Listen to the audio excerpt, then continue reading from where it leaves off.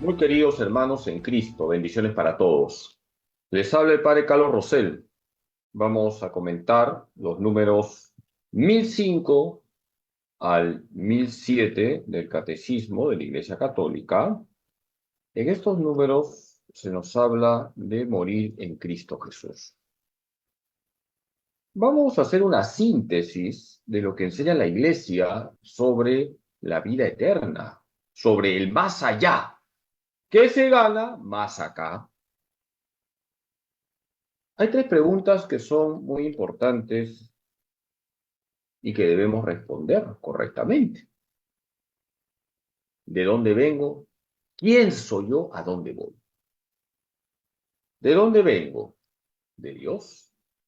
He sido creado a imagen y semejanza de Dios. Lean Génesis 1, 26 al 27. Yo vengo de Dios.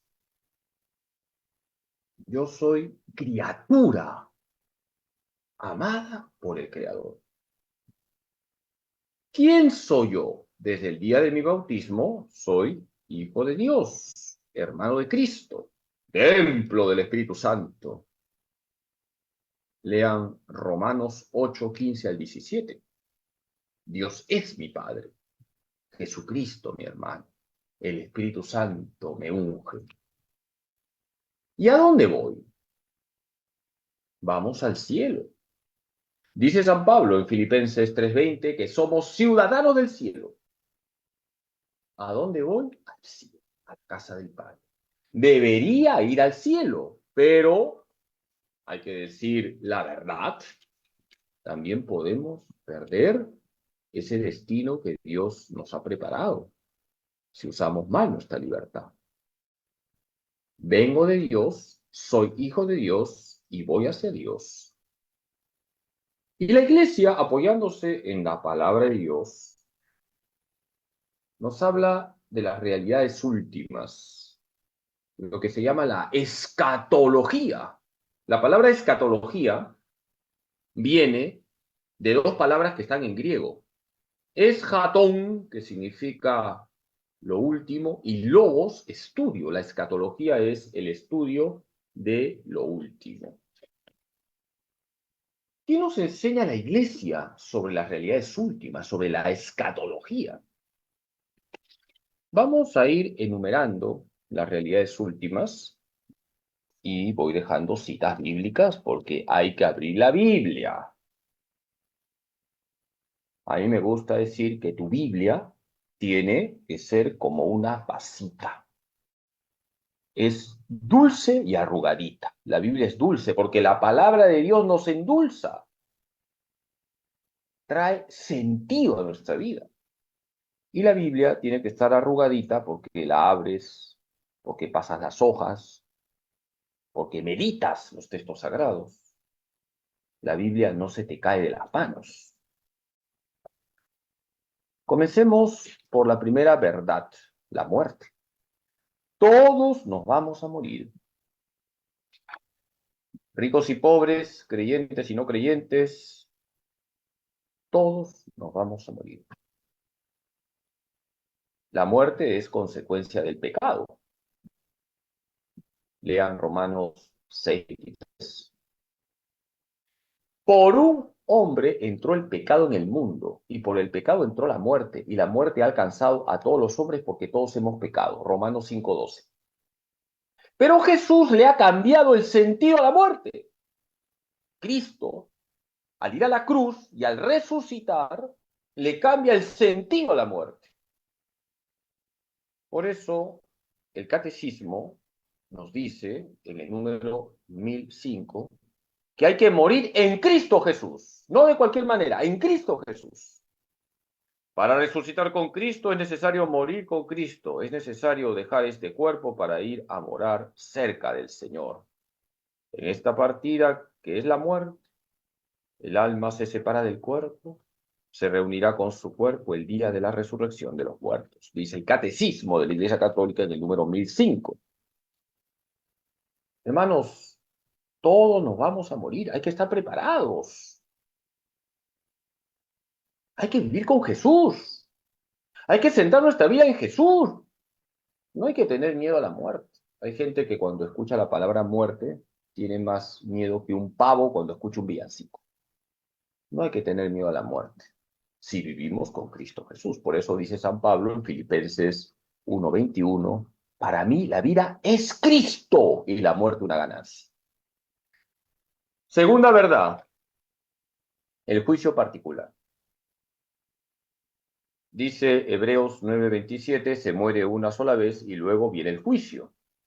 La muerte trae la separación entre el cuerpo y el alma. El cuerpo se corrompe, el alma pervive y pasa por un juicio. Ese juicio que viene inmediatamente después de la muerte se llama juicio particular.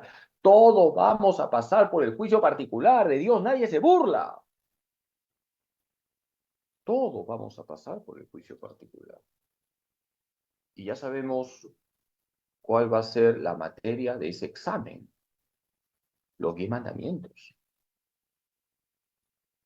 Los 10 mandamientos, queridos hermanos, van a ser la materia de ese examen por el cual todos vamos a pasar y es el juicio particular. Hay que vivir en la santa ley de Dios. Y la ley de Dios se resume en el amor a Dios y al prójimo. Imagínate que un profesor le dice a sus alumnos, les voy a dar las 10 preguntas del examen. Estudien esas 10 preguntas. Llega el día del examen y un alumno sale desaprobado. ¿De quién es la culpa? No me digan que del profesor, es la culpa del alumno que no estudió las 10 preguntas. Ya el Señor nos ha dicho cuál va a ser la materia del examen que vendrá en el juicio particular. Los 10 mandamientos. Todos los males del mundo vienen porque se pisotea la santa ley de Dios. Hoy parece que el mal se ha desatado. Ya no hay límites. Por eso vemos tantas aberraciones. Por eso hay tanta confusión moral. Porque no se respeta la santa ley de Dios. Todos vamos a pasar por el juicio particular. Dice San Pablo en 2 Corintios 5:10 que todos vamos a comparecer ante el tribunal de Cristo. Todos. Vamos con la tercera verdad, el purgatorio. El purgatorio es el estado propio de quien ha muerto en gracia de Dios, pero su alma no ha estado totalmente limpia para entrar al cielo. Si una persona muere en gracia de Dios, pero su alma no está totalmente limpia, tiene que pasar por una purificación. Eso está en la Biblia. Lean 1 Corintios 3:10 al 15. Además, dice Apocalipsis 21:27, nada impuro entrará a la Jerusalén del cielo. Para ir al cielo hay que tener el alma totalmente limpia. Si nosotros nos confesamos con frecuencia, vivimos en gracia, pero hay que reparar los pecados que hemos cometido. Tenemos que reparar aquellos pecados que hemos cometido, porque si no reparamos aquí, se repara en el más allá. Esa reparación, esa expiación que hay en el más allá, se da en el purgatorio. Hay un dicho que dice así, nadie me quita lo bailado. Padrecito, ya la hice linda. Nadie me quita lo bailado. Yo te digo, en el purgatorio se te quita lo bailado. Y en el juicio final se va a ver lo que has bailado. El purgatorio es un dogma de fe, no es una opinión. Nosotros rezamos por los difuntos porque creemos que existe el purgatorio. Además, la oración por los difuntos es bíblica. Lean 2 Macabeos 12:38 siguientes. Tenemos que rezar siempre por las almas del purgatorio. Es incorrecto canonizar a un difunto. Cuando alguien muere, rezamos por su alma. Dios es el juez. A nosotros no nos corresponde decir dónde está, salvo que un papa canonice a una persona. Hermanos, tenemos que prepararnos para el momento de nuestra muerte. Hay que vivir en gracia de Dios y hay que reparar. Aprovechemos la única vida que tenemos, que es esta vida, porque no hay reencarnación para reparar. ¿Y cómo reparamos? Primero, viviendo en gracia de Dios. En segundo lugar, haciendo el mayor bien posible, sobre todo practicando las obras de misericordia. Y en tercer lugar, siendo generosos con la penitencia. Siendo la mejor penitencia, hacer correctamente nuestros deberes y hacer la vida agradable a los demás. Así reparamos. Vamos con la cuarta verdad, el cielo. El cielo es algo tan bonito que, dice San Pablo, ni el ojo ha visto, ni el oído ha escuchado, ni la mente se ha imaginado lo que Dios tiene preparado para los que le aman. Primera de Corintios 2:9. El cielo es la comunión eterna con la Santísima Trinidad. Es la comunión eterna con el Padre, con el Hijo y con el Espíritu Santo. Es comunión también con la Virgen, con San José, con los santos, con nuestros familiares que han alcanzado la patria eterna. El purgatorio es un estado transitorio. Las almas que se purifican en el purgatorio, luego de recibir la debida purificación en el amor de Dios, entran al cielo. El cielo es eterno. Es una comunión eterna con Dios. El cielo es algo tan bonito que siempre nos vamos a quedar cortos. Aprendamos de los santos a desear el cielo. Hoy estamos celebrando a Santa Teresita, el Niño Jesús. Ella vivió solo 24 años, pero los vivió con intensidad. Centró su vida en Jesucristo. Hizo el mayor bien posible. Decía Santa Teresita del Niño Jesús: en el cielo desearé lo mismo que deseo ahora en la tierra: amar a Jesús y hacerle amar. Hermanos, no solamente hay que amar a Jesús, hay que hacer que Jesús sea amado. Hay que hacer apostolado. Mucha gente se pierde porque no tenemos celo por la salvación de las almas. Y eso yo lo aplico en primer lugar a mi persona. Yo como sacerdote tengo que preocuparme de la salvación de las almas. La iglesia no está en el mundo para hablar de fútbol, de política, de ecología, de música. La iglesia está en el mundo para llevar a la gente a Jesús. Jesús es el único que salva, no hay otro. Y es incorrecto decir que todas las religiones son iguales. No. Solo hay una religión verdadera, solo hay un Salvador, solo hay un camino hacia el Padre: Jesucristo, no hay otro.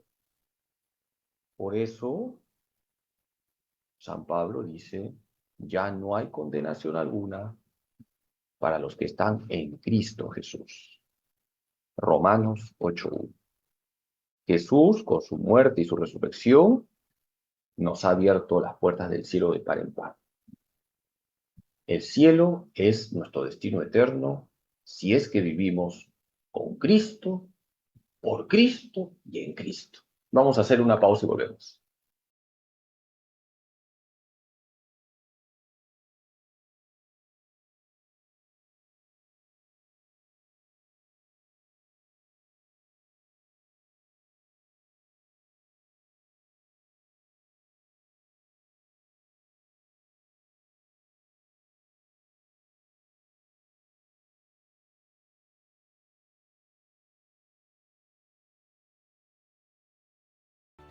Muy queridos hermanos en Cristo, estoy comentando lo que nos dice el Catecismo sobre la vida eterna.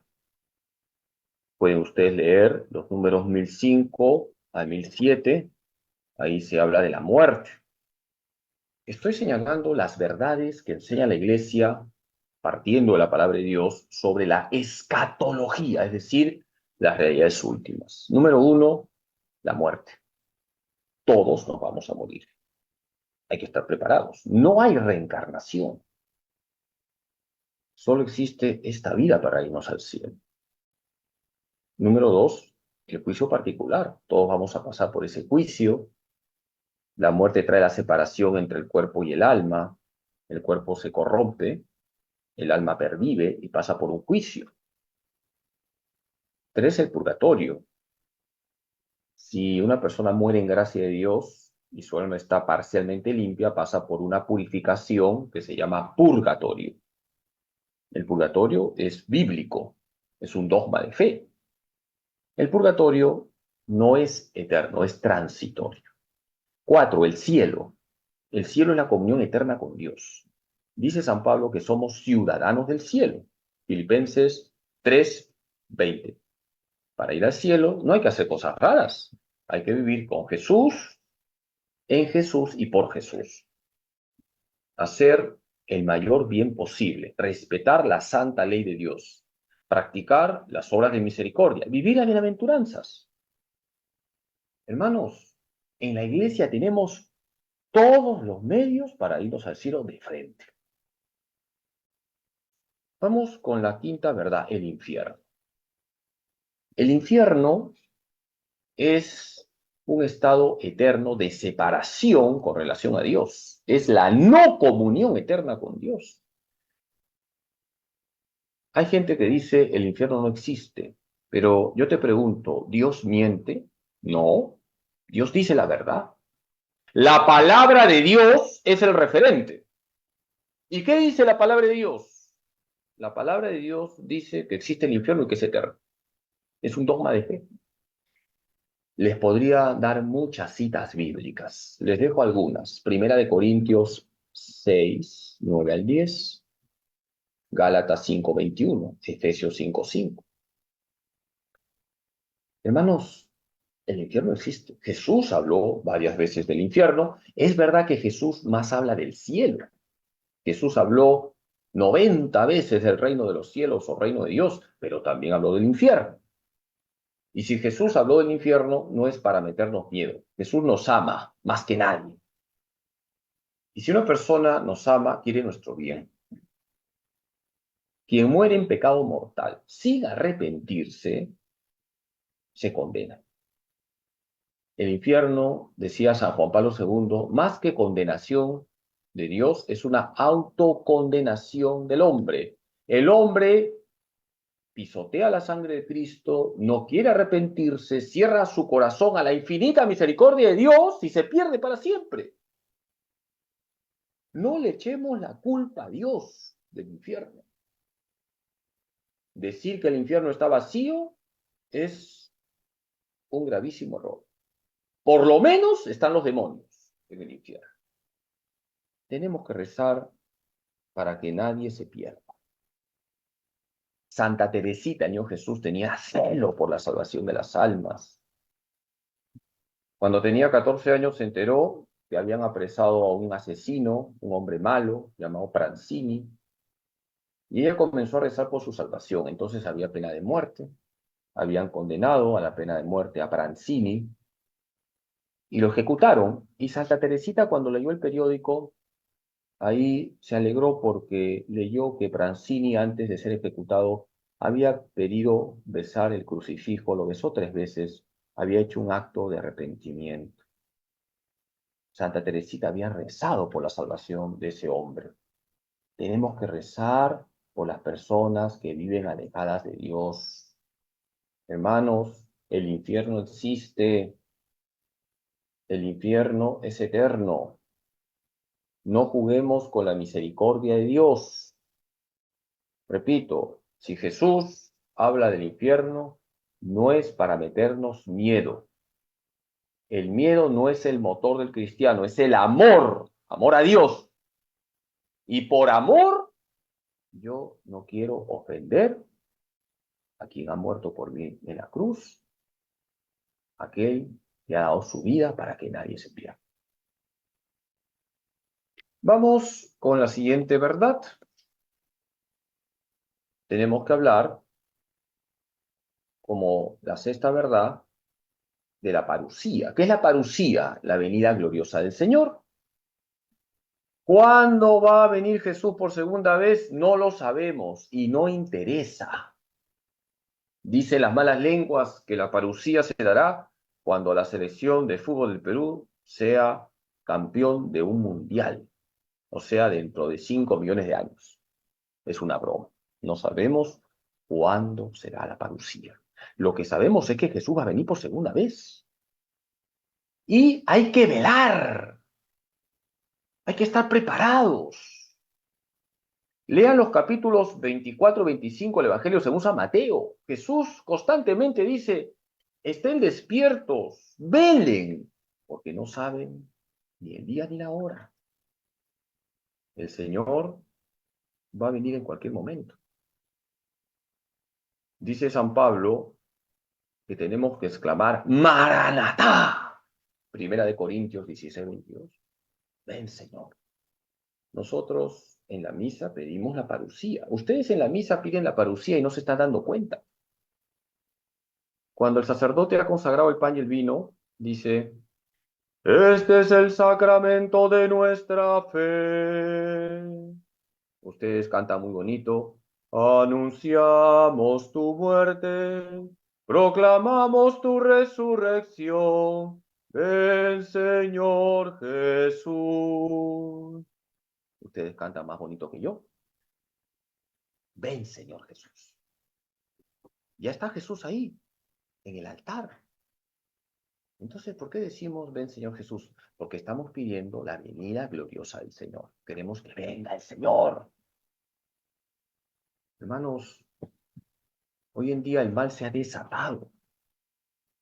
Incluso dentro de la iglesia, con dolor hay que decirlo, se persigue a quienes quieren ser fieles a Cristo, a quienes quieren ser fieles a la doctrina de siempre.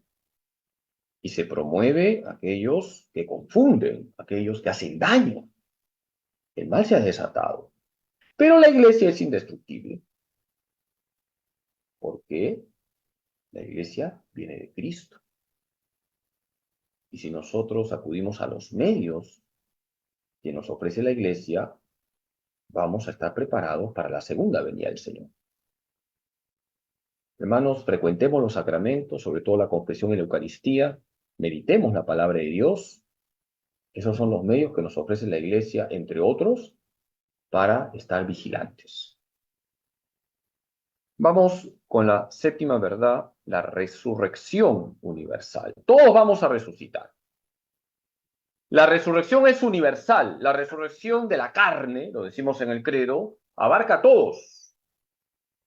Todos vamos a resucitar. Porque el poder de Dios es infinito. Pero habrá resurrección de gloria y resurrección de condenación. Lo dice Jesús. Lean Juan 5, 28 al 29. Unos resucitarán para la gloria, otros para la perdición, para la condenación. Todos vamos a resucitar. Padrecito, yo tenía un abuelito que era pescador. Se cayó de su barca y se lo comió un cachalote. ¿Va a resucitar? Sí, va a resucitar. ¿Y cómo será posible eso? No te olvides que el poder de Dios es infinito. Hermanos, todos vamos a resucitar. Cristo es el primero que ha resucitado. Lean 1 Corintios 15, 19 al 20. Cristo es primicia de nuestra resurrección. Y si nosotros vivimos con Cristo y morimos con Cristo, resucitaremos gloriosamente. Hay que respetar las cenizas, si es que cremamos a un difunto.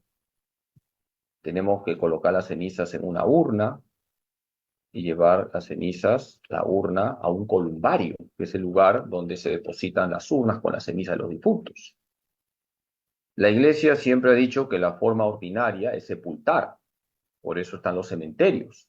Pero también la iglesia permite, desde el año 1983, la incineración o cremación, siempre y cuando se respeten las cenizas. Es totalmente errado, es paganismo echar las cenizas al mar, tampoco es correcto tener las cenizas en nuestras casas. Respetemos los restos mortales de nuestros seres queridos. Vamos con la octava verdad.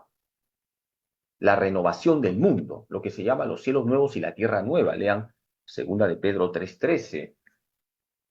¿Qué significa la renovación del mundo? Que Jesús, cuando venga por segunda vez, no solamente se dará la resurrección universal, sino que el mundo se va a transformar. No sabemos qué bienes van a permanecer. Sabemos que todo reflejará la gloria de Dios. La creación no va a ser aniquilada, va a ser transformada. San Agustín decía que se convertirá en el hábitat de los justos resucitados, es decir, de aquellos que alcanzarán la resurrección gloriosa. Nosotros contemplaremos a Dios en esa creación renovada. Dice la Iglesia que en la creación renovada, transformada, todo estará limpio, iluminado, transfigurado. Ya no habrá ninguna mancha de pecado. Por eso esperamos la parucía. Cuando Jesús venga por segunda vez, todos van a resucitar y la creación se renovará. Reflejará la gloria de Dios. Son los cielos nuevos y la tierra nueva, donde vamos a vivir. Y la última verdad es el juicio particular, el juicio final. El juicio final no va a cambiar el juicio particular. El juicio final hará público el juicio particular.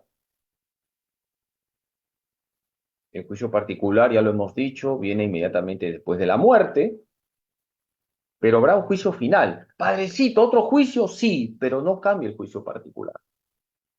Lean Mateo 25, 31 siguientes.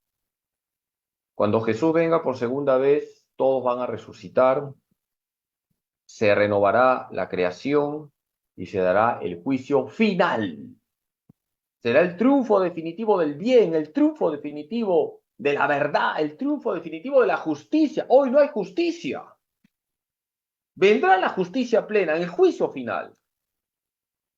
El juicio final no cambia el juicio particular, lo va a ratificar y lo hará público. Padre, qué vergüenza. Van a ver mis pecados, qué vergüenza. ¿Por qué vergüenza? Todo será para la gloria de Dios. Se verá que te has convertido, se verá que te has arrepentido, se verá que cambiaste de vida. Miren, muchos santos antes han sido grandes pecadores y no tuvieron vergüenza de compartir con nosotros sus miserias, todo para la gloria de Dios. Lean las confesiones de San Agustín. No hay que tener vergüenza de decir que somos pecadores, hay que tener vergüenza para pecar, no para confesarnos. En el juicio final se verá quién es quién. Será el triunfo del bien, el triunfo de la verdad, el triunfo de la justicia. Porque de Dios nadie se burla. Queridos hermanos, les he hecho un resumen muy apretado de las verdades últimas de la escatología. Nosotros los católicos tenemos a la Virgen como ancla de salvación. Decía Santa Teresita Niño Jesús, María es más madre que reina. Si nosotros somos recontramarianos, y hay que ser recontramarianos, el cielo es nuestro. Porque una persona que tiene una verdadera devoción a la Virgen se esfuerza por vivir con Jesús, se esfuerza por vivir en gracia de Dios, se esfuerza por practicar las obras de misericordia, se esfuerza por hacer apostolado, se esfuerza por difundir el bien. Pidámosle a la Virgen nuestra Madre que nos ayude a estar centrados en Jesús y de esa manera alcanzaremos la patria eterna porque somos ciudadanos del cielo. Filipenses 3:20. Hacemos una pausa y volvemos.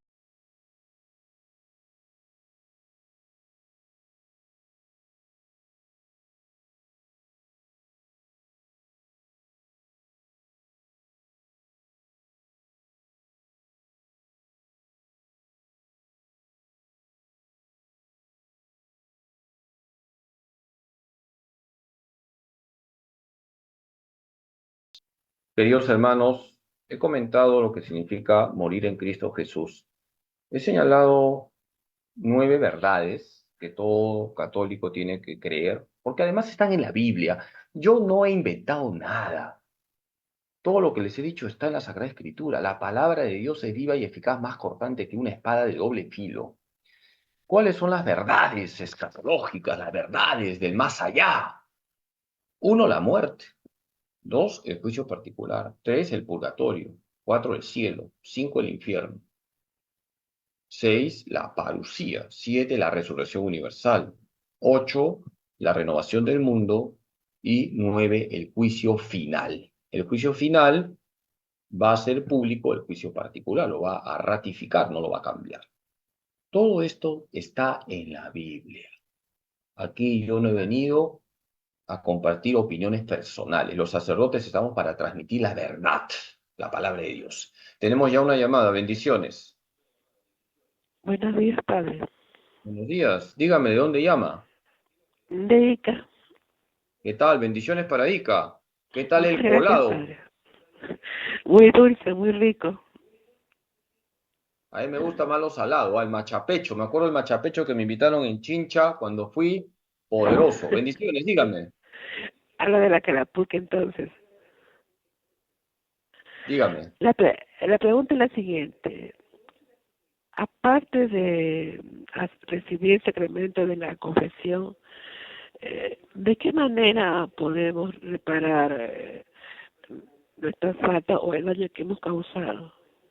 Ya, buena pregunta. Esto tiene que ver con el purgatorio.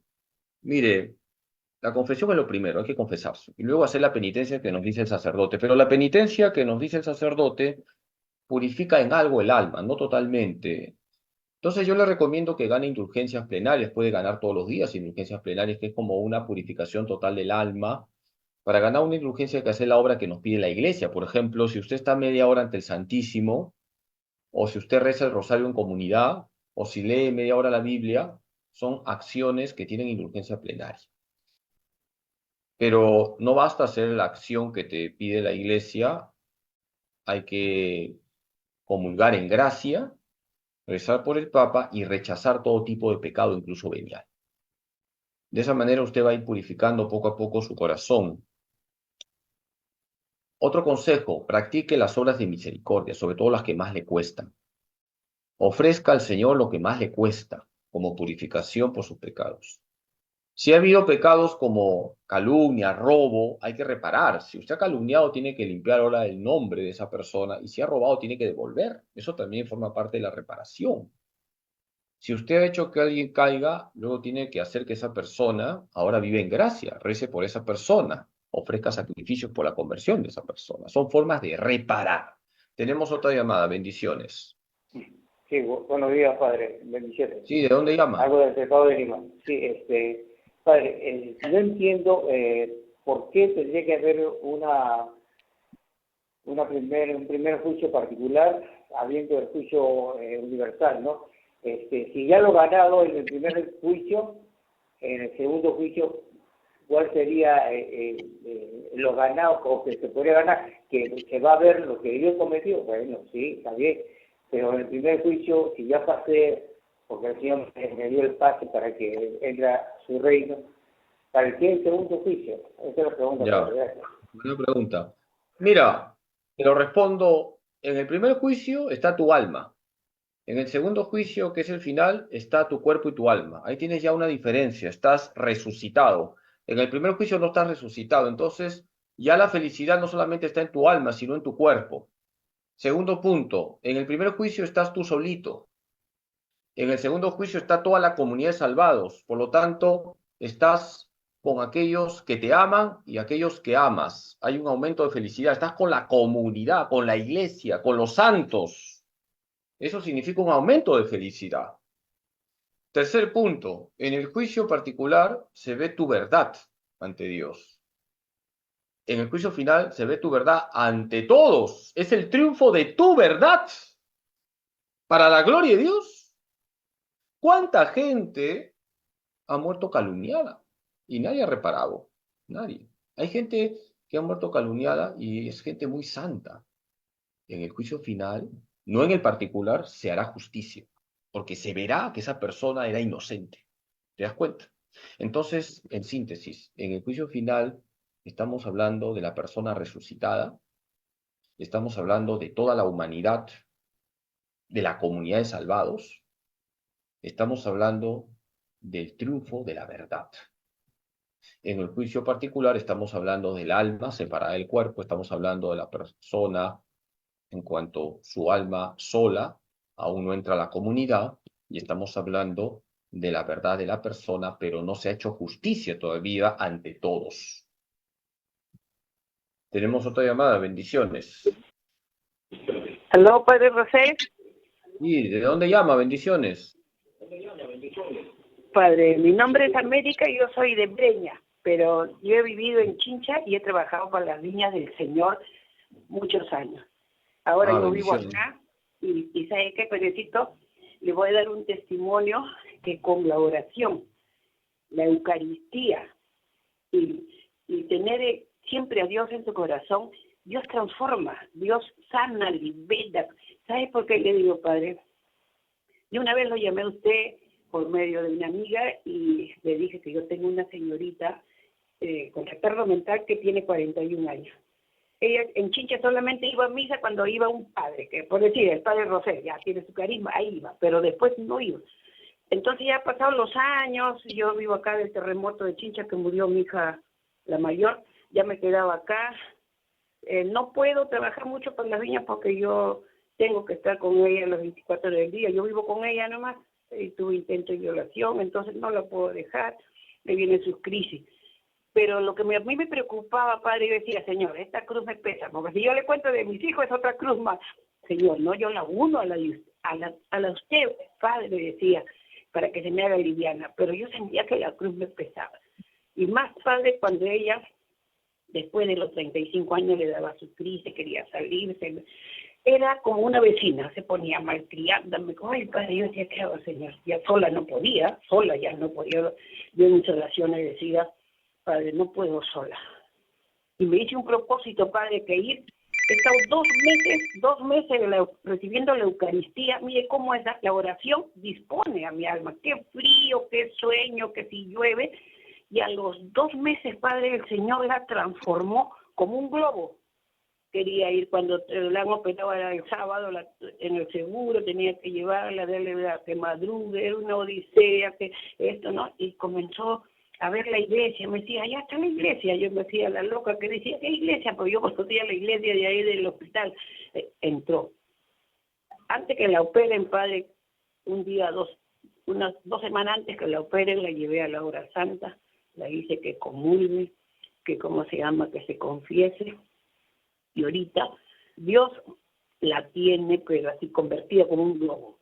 Y yo sé que hay fiesta, pero mire, nosotros como laicas comprometidas no podemos estar entonces. Yo tengo 74 años, Padre, yo tengo 74 años y parezco de 20. Mira, bien las piernas, esa chacosa, no, pues no le hago caso, porque a veces el enemigo, cuando uno tiene su casa ordenadita, limpiecita, que estás ahí comulgando, confesando, haciendo a las personas que se salven, así te tiren arroz, ahí, porque esa es nuestra misión. Ya, hija, tranquila. Muy bien, gracias por tu testimonio, hija. Te felicito, has hecho apostolado. Hay que hacer apostolado, porque no solamente es que yo quiero irme al cielo, tiene que irse al cielo el que está a mi lado, mi papá, mi mamá, esposo, esposa, hijo, también la suegra, por si acaso. Todos tenemos que irnos al cielo. Toda nuestra familia tiene que alcanzar el cielo y por eso hay que hacer apostolado y te felicito. Y además tu testimonio muestra el poder de la Eucaristía. Jesús está realmente en la Eucaristía. Santa Teresita, Niño Jesús, decía, lo tenía escrito en su habitación, Jesús es mi único amor, y le decía a Jesús, quédate en mí como en el sagrario. Vamos a tener la última llamada ya. Bendiciones.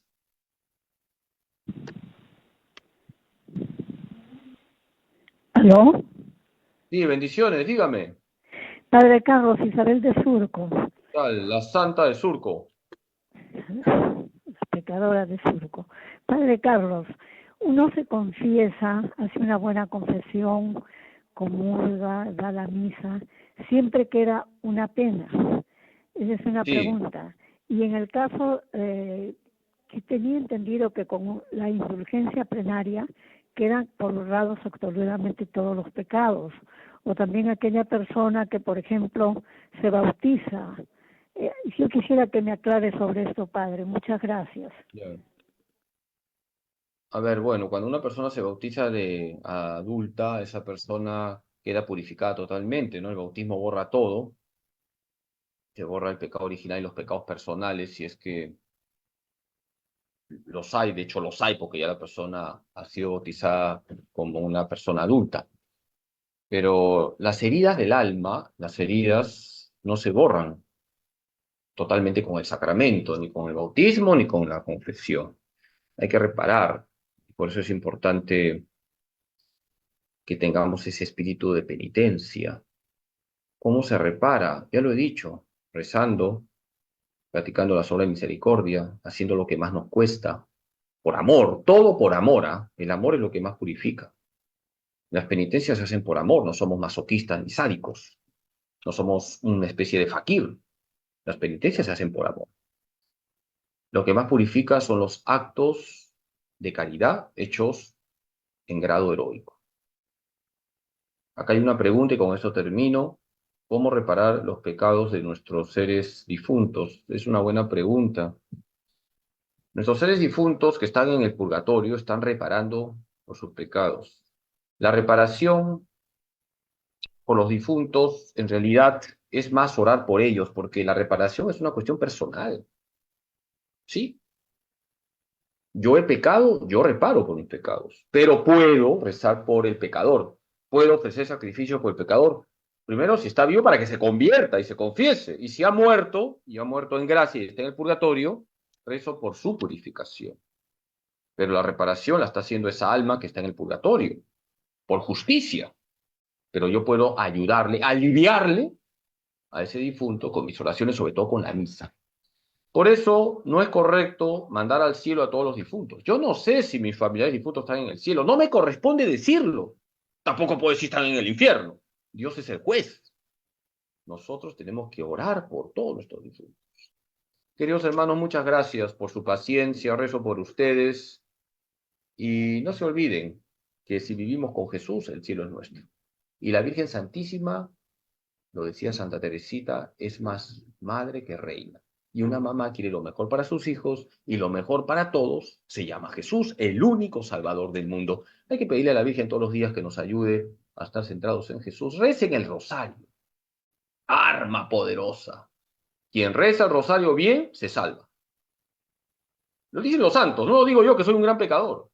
Los santos siempre han dicho, encomendarse a la Virgen es garantía de ir al cielo. Porque el verdadero devoto de María vive en gracia, se esfuerza por reflejar a Cristo.